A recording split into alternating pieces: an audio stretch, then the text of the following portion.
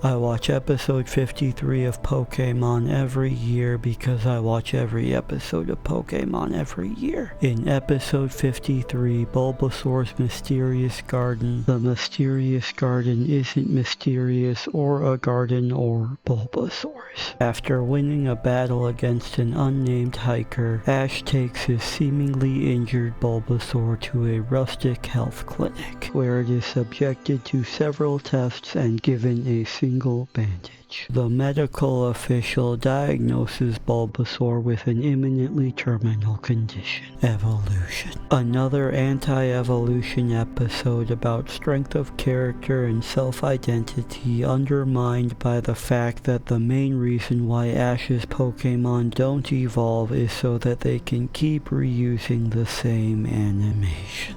Bulbasaur overhears Ash's eagerness for its non-existence and spends the rest of the day lying alone on a hospital bed as its owner distracts himself with local natural phenomenon. Sensing shared feelings of inadequacy, Pikachu follows Bulbasaur into the night, comforting it with untranslated words and genuine emotional support under the light of the moon. That's Pikachu's move. As they chat, a coven emerges from the brush and carries Bulbasaur into the forest. Pikachu wakes Ash and friends with impressions, and together they evade the vines and reach Bulbasaur's not mysterious not garden, identifying their own amongst the herd only by the frivolous injury it endured on Ash's behalf. Sometimes the only things that make you stand out are the parts of you that are yet to be healed.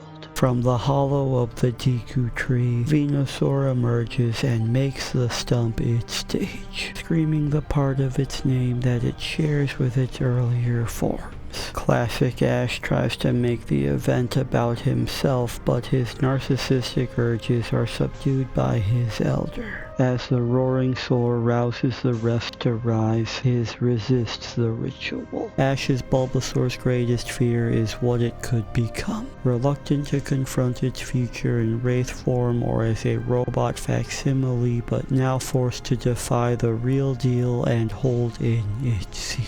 Big Bad lashes out, but Ash intervenes, takes the licks, and offers an impassioned speech that doesn't change anyone's opinions at all. Persuaded more by the Pollen Papa's power, Misty tries peer pressure, but Bulbasaur doesn't see any of them as peers. Ash's Bulbasaur is one of his most emotionally mature Pokémon and often acts as the leader and protector that Ash pretends to be. Its maturity comes from its secure sense of self in relation to that role, which stems from its earlier upbringing as the protector of another secretive forest sanctuary. Ash's Bulbasaur is the only Pokémon that he's caught that will always be Ash's and always be Bulbasaur. Who's that Pokémon? Never that Pokémon. Also, when Ash's Pokémon evolve, he is more likely to abandon them. Ash apologizes and keeps talking until their face-off against the fully flowered final form is interrupted by the flying felons. As the Snatchers start to suck up the source, Misty deters Pikachu from Ash's commands, distracting them with another unwanted opinion that makes Pikachu victimized again. Bulbasaur saves its only friend, resisting suction solely out of spite for its superiors. Its stubbiness is strengthened by stubbornness, triggered again by the Dark Trio, Bulbasaur, Bulbas,